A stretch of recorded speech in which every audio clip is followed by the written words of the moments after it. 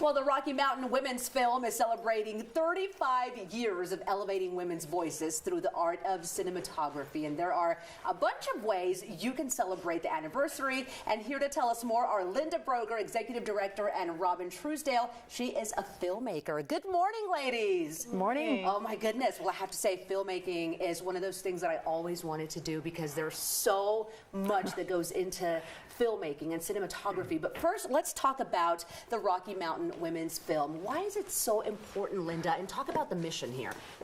So our mission for the festival, which this year is our 35th, is to celebrate the drive, spirit, and diversity of women.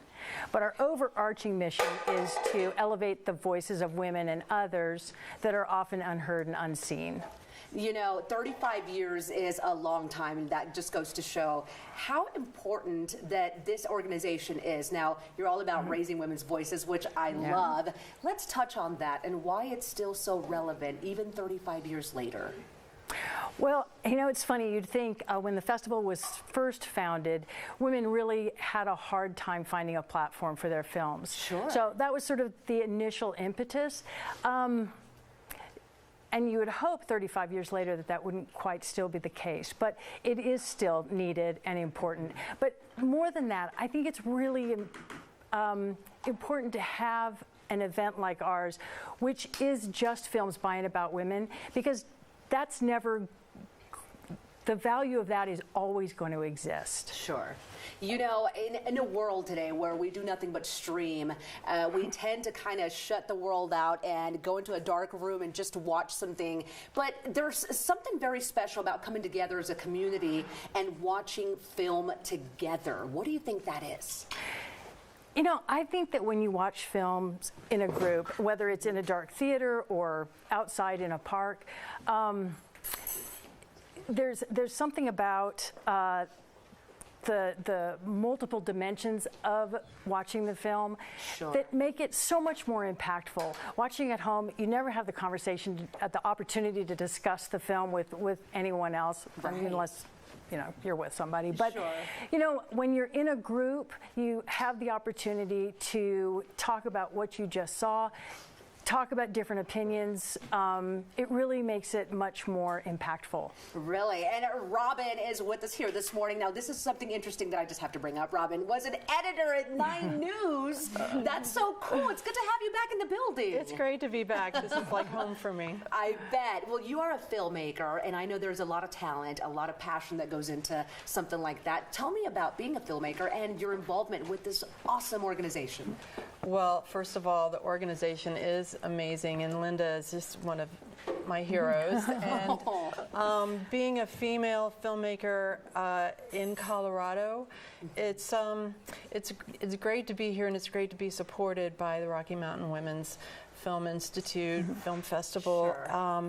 I think what their mission is, and why it's so important to support women as opposed to just a general independent filmmaking population, is that women typically will hire other women on their projects. That's right. And I find that I typically work with women producers, women editors. I'm typically an editor or a director myself, and being involved in an event where it focuses on women. It's just empowering, and also women tell stories from a different perspective than men do. Our subject matter differs. We can zero in on emotions that other women will understand, but also, you know, general population. And minorities too. I think women and minority populations sort of come together. And the Rocky Mountain Women's Film supports that. Everything you said is so true. And I mean, come on, let's face it, women get things done, right? We just do. We find a way at the end of the day. Well, you've got so many ways to celebrate those 35 years of success. And one of the first ones is the Film Club. Tell me about that. So Film Club we host once a month, and it's a free screening that we host in our office. We can accommodate about 30 people. And typically we show a film from a past festival.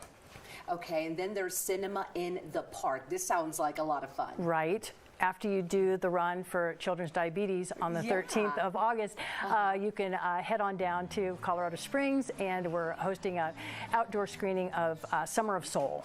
This looks wonderful. Now, just so everybody knows, make that short drive over to the Springs. That is where this is happening, right? Right. That was my That former is home. correct. Sending some love over to all my peeps in Colorado Springs. Now, there's also a drive-in cinema. Oh, this one sounds wonderful. So the drive-in was came about because of the pandemic when we couldn't host anything in person. So the drive-in was a perfect COVID activity, and it has remained very popular. So we've continued to host that. It sounds like it. Yeah. And so the film festival, tell me again, that is happening later on in the fall. It is. It takes place in November 11th to the 13th. Okay, so if people watching this morning want to learn more, just real quick, give me the website. It's rmwfilm.org. There you go. Well, ladies, thank you so much for the work that you do and continue in it. Much success to the both of you, honestly. All right, everyone, here is the deal. Get in touch with the Rocky Mountain Women's Film and celebrate their 35th anniversary all month long. That's in Colorado Springs. To learn more, check out rmwfilm.org and follow them on social media as well at rmwfilm.